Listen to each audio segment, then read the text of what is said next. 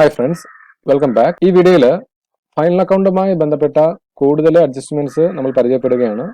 ഇതിനു മുമ്പുള്ള വീഡിയോകളിലൂടെ നമ്മൾ ഫൈനൽ അക്കൗണ്ട് പ്രിപ്പയർ ചെയ്യുമ്പോൾ ചെയ്യേണ്ട ഏകദേശം 10ഓളം അഡ്ജസ്റ്റ്മെന്റ്സുകൾ പഠിച്ചു കഴിഞ്ഞു. അത് വെച്ചിട്ടുള്ള പ്രോബ്ലങ്ങളും നമ്മൾ ചെയ്തു കഴിഞ്ഞു.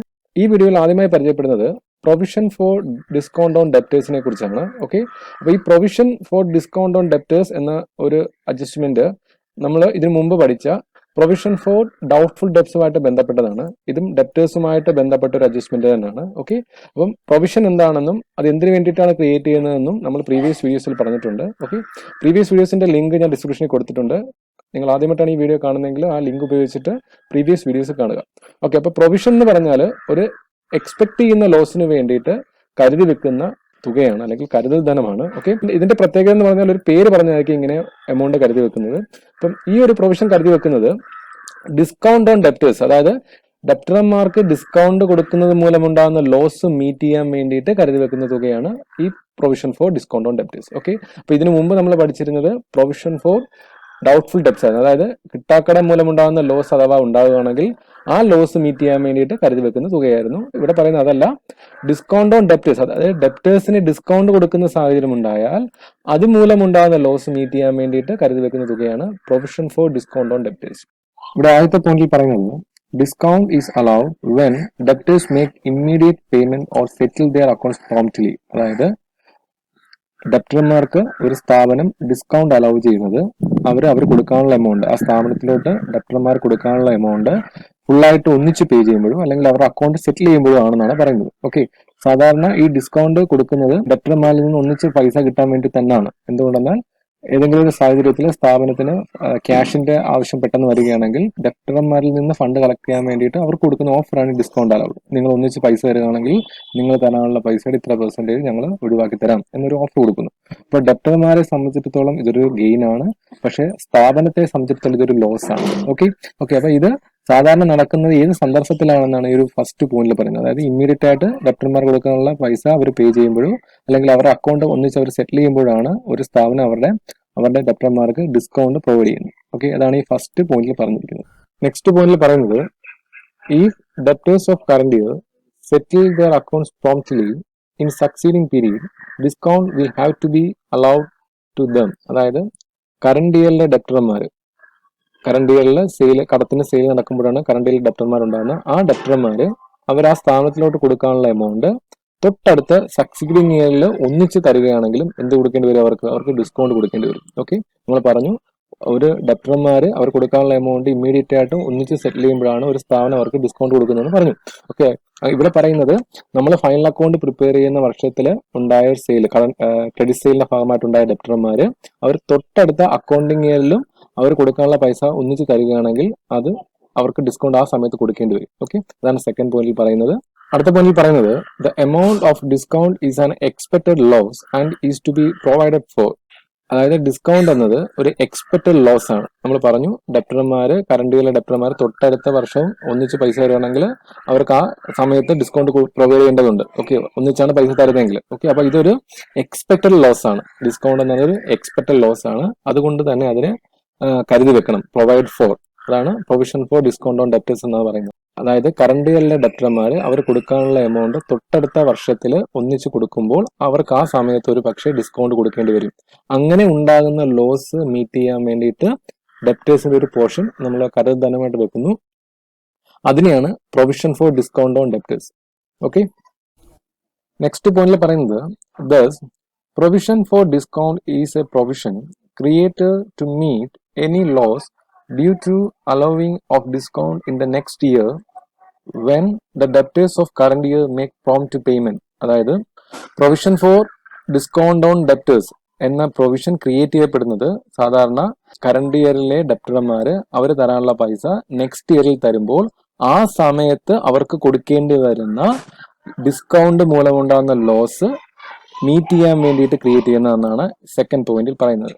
ചുരുക്കി പറഞ്ഞാൽ കറന്റ് ഇയറിലെ ഡെപ്റ്റർമാർ തൊട്ടടുത്ത വർഷം പൈസ തരുമ്പോൾ അവർക്ക് ആ സമയത്ത് കൊടുക്കേണ്ടി വരുന്ന ഡിസ്കൗണ്ട് എക്സ്പെക്ട് ചെയ്തുകൊണ്ട് ആ സമയത്ത് ഉണ്ടാകുന്ന ലോസ് എക്സ്പെക്ട് ചെയ്തുകൊണ്ട് അതിനുവേണ്ടി ഈ current year final account prepare ചെയ്യുന്ന വർഷം കരുതി വെക്കുന്ന തുകയാണ് പ്രൊവിഷൻ ഫോർ ഡിസ്കൗണ്ട് എന്ന് പറയുന്നത്.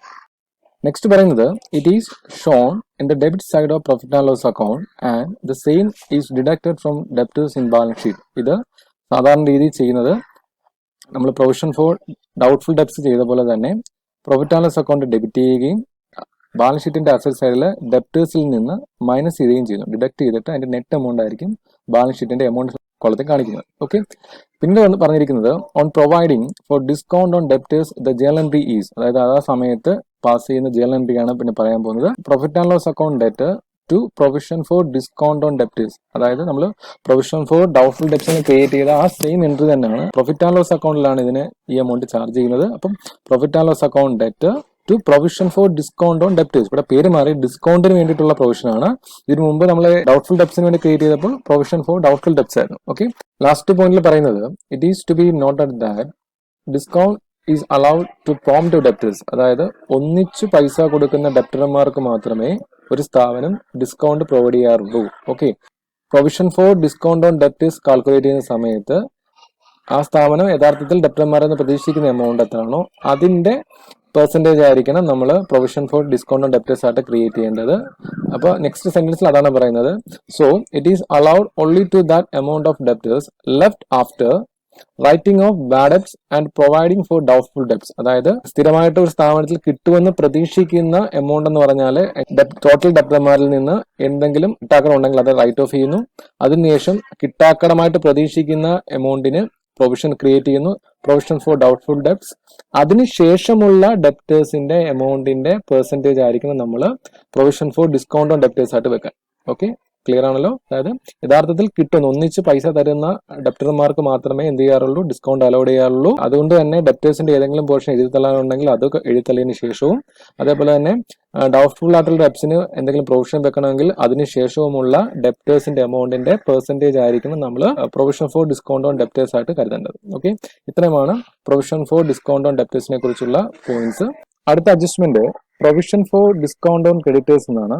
അതായത് ക്രെഡിറ്റേഴ്സിൽ നിന്ന് കിട്ടുന്ന ഡിസ്കൗണ്ടിന് പ്രൊവിഷൻ വെക്കുന്നു. ഓക്കെ, ഇതൊരു ഗെയിൻ, അതായത് ഇൻകത്തിന് വേണ്ടി കരുതി വെക്കുന്ന തുകയാണ്.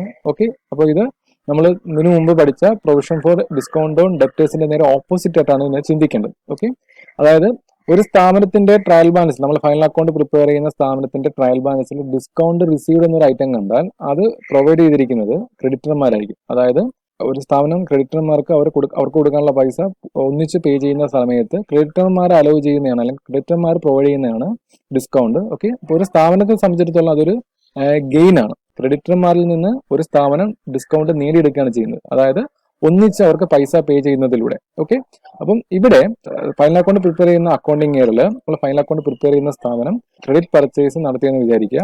ആ പർച്ചേസ് നടത്തിയ എമൗണ്ട് സെറ്റിൽ ചെയ്യുന്നത് ഒരു പക്ഷേ തൊട്ടടുത്ത അക്കൗണ്ടിങ്ങിലാണെന്ന് വിചാരിക്കുക. ഓക്കെ, അപ്പൊ തൊട്ടടുത്ത അക്കൗണ്ടിങ്ങിൽ അത് സെറ്റിൽ ചെയ്യുന്ന സമയത്ത് ചിലപ്പോൾ ഒന്നിച്ച് പൈസ പേ ചെയ്തേക്കാം. ആ സമയത്ത് ക്രെഡിറ്റർമാർ ആ എമൗണ്ടിന് ഡിസ്കൗണ്ട് കൊടുത്തേക്കാം. ഓക്കെ, അപ്പം ഇത് ഒരു എക്സ്പെക്ട് ചെയ്യുന്ന ഇൻകമാണ്. Provision for discount on creditors എന്ന് പറഞ്ഞാൽ എക്സ്പെക്ട് ചെയ്യുന്ന ഒരു ഇൻകമാണ്, ഇൻകത്തിന് വേണ്ടി കരുതി വെക്കുന്ന തുക. ഓക്കെ, അപ്പൊ നമ്മൾ എക്സ്പെൻസിന് വേണ്ടി അല്ലെങ്കിൽ ലോസിന് വേണ്ടിയിട്ട് മാത്രമല്ല ഗെയിന് വേണ്ടിയിട്ടും പ്രൊവിഷൻ ക്രിയേറ്റ് ചെയ്യാറുണ്ട്. ഓക്കെ, ഈ പ്രൊവിഷൻ ക്രിയേറ്റ് ചെയ്യുന്നതിന്റെ പ്രധാന ഉദ്ദേശം എന്ന് പറഞ്ഞാൽ റിയൽ പ്രോഫിറ്റ് കണ്ടെത്തുക എന്നുള്ളതാണ്. അതായത് ഈ വർഷം നടന്നൊരു പർച്ചേസ്, അതിന്റെ ഡിസ്കൗണ്ട് കിട്ടേണ്ടത് ഈ വർഷം തന്നെയാണ്, പക്ഷെ തൊട്ടടുത്ത വർഷമായിരിക്കും ഒരു പക്ഷേ കിട്ടുന്നത്. അങ്ങനെ എക്സ്പെക്ട് ചെയ്യുന്ന ഡിസ്കൗണ്ട് നമ്മൾ പ്രൊവിഷനായിട്ട് കരുതി യഥാർത്ഥ പ്രോഫിറ്റ് കണ്ടെത്തുന്നു. അതാണ് provision for discount on creditors കൊണ്ട് ഉദ്ദേശിക്കുന്നത്. അപ്പോൾ ഇവിടെ ഫസ്റ്റ് പോയിന്റിൽ പറയുന്നത് a business enterprise may receive cash discount from its creditors while making payment to them. അതായത് ഒരു ബിസിനസ് എന്റർപ്രൈസ് അവരുടെ ക്രെഡിറ്റേഴ്സിന് ക്യാഷ് കൊടുക്കുമ്പോൾ, അല്ലെങ്കിൽ ഒന്നിച്ച് അവർക്ക് ക്രെഡിറ്റേഴ്സിന് ക്യാഷ് പേ ചെയ്യുമ്പോൾ അവരിൽ നിന്ന് അവർക്ക് ക്യാഷ് ഡിസ്കൗണ്ട് ലഭിക്കുന്നു. അതാണ് ഫസ്റ്റ് പോയിന്റിൽ പറയുന്നത്. അടുത്ത പോയിന്റിൽ പറയുന്നത് for the amount due to creditors to the end of the year discount may be received only in the next year on making payment. അതായത് നമ്മൾ ഫൈനൽ അക്കൗണ്ട് പ്രിപ്പയർ ചെയ്യുന്ന അക്കൗണ്ടിങ് ഇയറിൽ അതിന്റെ അവസാനം ക്രെഡിറ്റേഴ്സ് ഉണ്ടാവും. ഓക്കെ, ഒരു പക്ഷേ അത് ആ അക്കൗണ്ടിങ് ഇയറിൽ ക്രെഡിറ്റ് പർച്ചേസ് നടത്തിയതിന്റെ ഭാഗമായിട്ടുണ്ടായ ക്രെഡിറ്റേഴ്സ് ആകാം. ഓക്കെ, ഇവർക്ക് കൊടുക്കാനുള്ള എമൗണ്ട് ഒരു പക്ഷേ സെറ്റിൽ ചെയ്യുന്നത് നെക്സ്റ്റ് അക്കൗണ്ടിങ് ഇയറിലാകാം. ഓക്കെ, ഈ നെക്സ്റ്റ് അക്കൗണ്ടിങ് ഇയറിൽ ഇത് സെറ്റിൽ ചെയ്യുന്ന സമയത്ത് ഈ ക്രെഡിറ്റർമാരിൽ നിന്ന് ആ സ്ഥാപനത്തിന് ഒരു പക്ഷേ ഡിസ്കൗണ്ട് കിട്ടാനുള്ള ചാൻസ് ഉണ്ട്. Okay, discount may be received. Okay, അതുകൊണ്ട് തന്നെ provision is made on this anticipated income from the creditors of the year. അതുകൊണ്ട് തന്നെ ഇങ്ങനെ നമ്മൾ ഫൈനൽ അക്കൗണ്ട് പ്രിപ്പയർ ചെയ്യുന്ന അക്കൗണ്ടിങ് ഏരിയയിലുള്ള ക്രെഡിറ്റേഴ്സിൽ നിന്ന് അവരുടെ എമൗണ്ട് സെറ്റിൽ ചെയ്യുന്നതിന്റെ ഭാഗമായിട്ട് ഒരു പക്ഷേ ഫ്യൂച്ചറിൽ അല്ലെങ്കിൽ നെക്സ്റ്റ് അക്കൗണ്ടിങ് ഇയറിൽ ഡിസ്കൗണ്ട് കിട്ടാനുള്ള ചാൻസ് ഉണ്ട്. ഓക്കെ, ആ ഡിസ്കൗണ്ട് കിട്ടാൻ ചാൻസ് ഉള്ളതുകൊണ്ട് തന്നെ അതിന് വേണ്ടിയിട്ട് ഒരു പ്രൊവിഷൻ, ആ ഇൻകം ഒരു പക്ഷേ കിട്ടിയേക്കും എന്നുള്ളൊരു എക്സ്പെക്ടേഷനിൽ ഒരു പ്രൊവിഷൻ ക്രിയേറ്റ് ചെയ്യേണ്ടത് അത്യാവശ്യമാണ്. എങ്കിൽ മാത്രമേ ആ സ്ഥാപനത്തിന് ആ അക്കൗണ്ടിങ് ഇയറിലെ കൃത്യമായിട്ടുള്ള പ്രോഫിറ്റ് ലഭിക്കുകയുള്ളൂ, അല്ലെങ്കിൽ പ്രോഫിറ്റ് കണ്ടെത്താൻ സാധിക്കത്തുള്ളൂ. ഓക്കെ, അതാണ് ഈ രണ്ടാമത്തെ പോയിന്റിൽ പറയുന്നത്. അടുത്ത പോയിന്റിൽ പറയുന്നത് the provision made for discount expected to be received in the next year from the creditors of the current year is known as provision for discount on creditors. അതായത് ഇങ്ങനെ എക്സ്പെക്ട് ചെയ്യുന്ന ഡിസ്കൗണ്ടിന് വേണ്ടിയിട്ട് ഫൈനൽ അക്കൗണ്ട് പ്രിപ്പയർ ചെയ്യുന്ന current ഇയറിൽ create ചെയ്യുന്ന പ്രൊവിഷനെയാണ് provision for discount on creditors എന്ന് പറയുന്നത്. നെക്സ്റ്റ് പോയിന്റിൽ പറയുന്നത് the provision is credited to the profit and loss account and the same amount is deducted from creditors in the balance sheet. നമ്മൾ പറഞ്ഞു ഇത് എക്സ്പെക്ട് ചെയ്യുന്ന ഒരു ഇൻകം ആണെന്ന് പറഞ്ഞു.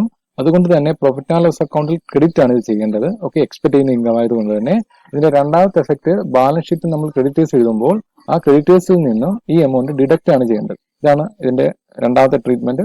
പിന്നെ പറഞ്ഞിരിക്കുന്നത് അതിന്റെ ജേണൽ എൻട്രി ആണ്. Journal entry is provision for discount on creditors account debtor to profit and loss account. Okay, ഇവിടെ പ്രോഫിറ്റ് ആൻഡ് ലോസ് അക്കൗണ്ടിലാണ് ഈ പ്രൊവിഷൻസ് എല്ലാം ചാർജ് ചെയ്യുന്നത്. ഇൻകം ആയതുകൊണ്ട് പ്രോഫിറ്റ് ആൻഡ് ലോസ് അക്കൗണ്ട് ക്രെഡിറ്റിലാണ് ഇത് ചാർജ് ചെയ്യുന്നത്. ഓക്കെ, അപ്പൊ ജേണൽ ഏതാണ്? Provision for discount on creditors account debtor to profit and loss account. Okay, ഇത്രയുമാണ് പ്രൊവിഷൻ ഫോർ ഡിസ്കൗണ്ട് ഓൺ ക്രെഡിറ്റേഴ്സിനെ കുറിച്ച് നമുക്ക് പറയാനുള്ളത്. നമ്മൾ next adjustment interest on drawings ആണ്. ഡ്രോയിങ്സ് എന്ന് പറഞ്ഞാൽ ഒരു പ്രൊപ്രൈറ്റർ അദ്ദേഹത്തിന്റെ സ്ഥാപനത്തിൽ നിന്ന് അദ്ദേഹത്തിന്റെ സ്വകാര്യ ആവശ്യത്തിന് വേണ്ടിയിട്ട് അല്ലെങ്കിൽ പേഴ്സണൽ യൂസിന് വേണ്ടിയിട്ട് പിൻവലിക്കുന്ന തുകയാണ് ഡ്രോയിങ്സ് എന്ന് പറയുന്നത്. ഇങ്ങനെ പിൻവലിക്കുന്ന തുകയ്ക്ക് ചില സ്ഥാപനങ്ങൾ ഇൻട്രസ്റ്റ് ചാർജ് ചെയ്യാറുണ്ട്. ഇത് സ്ഥാപനത്തെ സംബന്ധിച്ചിടത്തോളം അതൊരു ഇൻകം ആണ്. ഓക്കെ, അതിന്റെ ട്രീറ്റ്മെന്റ് ഫൈനൽ അക്കൗണ്ട് പ്രിപ്പയർ ചെയ്യുന്ന സമയത്ത് അതിന്റെ ട്രീറ്റ്മെന്റ് എങ്ങനെയാണെന്നാണ് നമ്മളിവിടെ പറയാൻ പോകുന്നത്. അപ്പൊ നോക്കാം. Often interest is charge on the drawings made by the proprietor. സാധാരണ രീതിയിൽ ഓണർ ഡ്രോയിങ്സ് ചെയ്യുമ്പോൾ അതിന് ഇൻട്രസ്റ്റ് ചാർജ് ചെയ്യാറുണ്ട് സ്ഥാപനങ്ങൾ. പിന്നീട് പറയുന്നത് it is a gain to the business. ഞാൻ പറഞ്ഞു ഇൻട്രസ്റ്റ് സ്ഥാപനത്തിലോട്ടാണ് ഓണർ പ്രൊപ്രൈറ്റർ പേ ചെയ്യേണ്ടത് അദ്ദേഹം പിൻവലിച്ചുകൊണ്ട് പോകുന്ന എമൗണ്ടിന്. ഓക്കെ, അപ്പൊ സ്ഥാപനത്തെ സംബന്ധിച്ചിടത്തോളം അതൊരു ഇൻകം ആണ്. അതിന്റെ എൻട്രി ജേണൽ എൻട്രി ആയിട്ട് പറഞ്ഞിരിക്കുന്നത് drawings account debtor to interest on drawings account. Okay, drawings അക്കൗണ്ടിൽ ആ എമൗണ്ട് ഡെബിറ്റ് ചെയ്യുന്നു, ഇൻട്രസ്റ്റ് ഓൺ ഡ്രോയിങ്സ് അക്കൗണ്ടിൽ ആ എമൗണ്ട് ക്രെഡിറ്റ് ചെയ്യുന്നു ഇൻകം ആയിട്ട് കരുതി.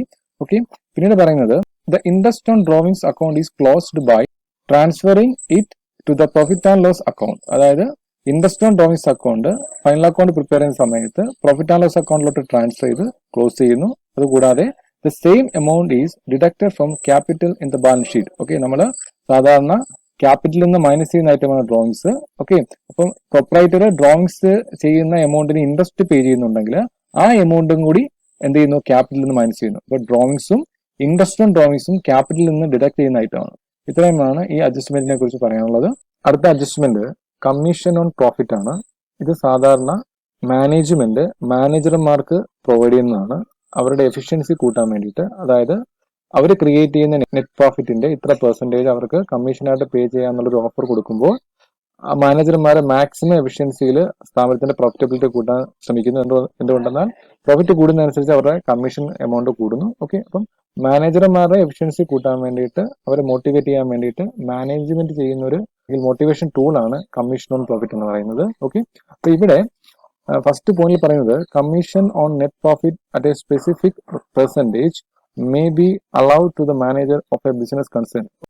നെറ്റ് പ്രോഫിറ്റിന്റെ ഒരു നിശ്ചിത പെർസെന്റേജ് സാധാരണ രീതിയിൽ മാനേജർമാർക്ക് ബിസിനസ് കൺസേൺസ് കൊടുക്കാറുണ്ട്. അതാണ് ഫസ്റ്റ് പോയിന്റിൽ പറയുന്നത്.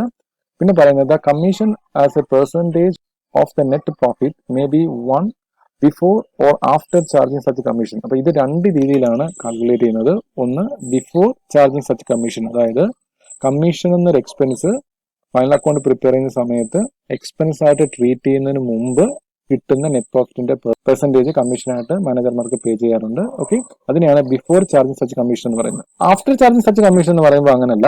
ആഫ്റ്റർ ചാർജിങ് സച്ച് കമ്മീഷൻ എന്ന് പറയുമ്പോൾ അതിനൊരു ഫോർമുലയുണ്ട്. ഈ ഫോർമുല ആഫ്റ്റർ ചാർജിങ് സച്ച് കമ്മീഷന്റെ ഫോർമുലയാണ്. അതായത് മാനേജറുടെ കമ്മീഷനായിട്ട് കൊടുക്കാൻ ഉദ്ദേശിക്കുന്ന എമൗണ്ടും കൂടി എക്സ്പെൻസ് ആയിട്ട് ട്രീറ്റ് ചെയ്തതിന് ശേഷമുള്ള നെറ്റ് പ്രോഫിറ്റിന്റെ പെർസെന്റേജ് ആണ് എന്ത് കൊടുക്കുന്നത്? മാനേജറുടെ കമ്മീഷനായിട്ട് കൊടുക്കുന്നത്. കണക്ക് ചെയ്യുമ്പോൾ നമുക്ക് വിശദമായിട്ട് തന്നെ പറയാം.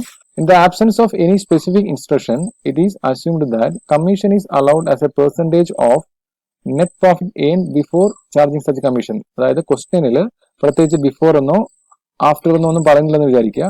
ഓക്കെ, ആഫ്റ്റർ എന്ന് പറഞ്ഞാൽ നമ്മൾ ആഫ്റ്റർ ചാർജിങ്ങിന്റെ ഈ ഇക്വേഷൻ ആണ് യൂസ് ചെയ്യേണ്ടത്. ഓക്കെ, സപ്പോസ് ഒന്നും പറയുന്നില്ല എങ്കിൽ നമ്മൾ അതിനെ ബിഫോർ ചാർജിങ്, അതായത് സാധാരണ കാണുന്ന പോലെ തന്നെ നെറ്റ് പ്രോഫിറ്റ് കണ്ടിട്ട് അതിന്റെ ഒരു പെർസെന്റേജ് മാനേജർ കമ്മീഷനായിട്ട് നമ്മൾ പ്രോഫിറ്റ് ആൻഡ് ലോസ് അക്കൗണ്ട് പിന്നീട് ചാർജ് ചെയ്യണം. ഓക്കെ, പിന്നെ അതിന്റെ ഇക്വേഷൻ ആണ് പറയുന്നത്, if the commission is on the net profit before charging such commission the formula is, അതായത് ബിഫോർ ചാർജിങ് ആണ് നമ്മൾ കമ്മീഷൻ കാൽക്കുലേറ്റ് ചെയ്യേണ്ടതെങ്കിൽ അതിന്റെ formula profit before commission into rate of commission divide by 100. Okay, suppose after charging ആണ് പറയുന്നതെങ്കിൽ if the commission is on the net profit after charging such commission the amount is calculated as follows. ഇങ്ങനെയാണ് അതിന്റെ equation. അതായത് after ചാർജിങ്ങിന്റെ രീതിയിലാണ് question നമുക്ക് വരുന്നതെങ്കിൽ അതിന്റെ formula ഇതാണ്, commission is equal to profit into rate divide by rate plus 100. അതായത് കമ്മീഷന്റെ റേറ്റ് നമുക്ക് ക്വസ്റ്റ്യൻ തന്നിട്ടുണ്ടാവും. ഓക്കെ, ആ rate divide by rate plus 100.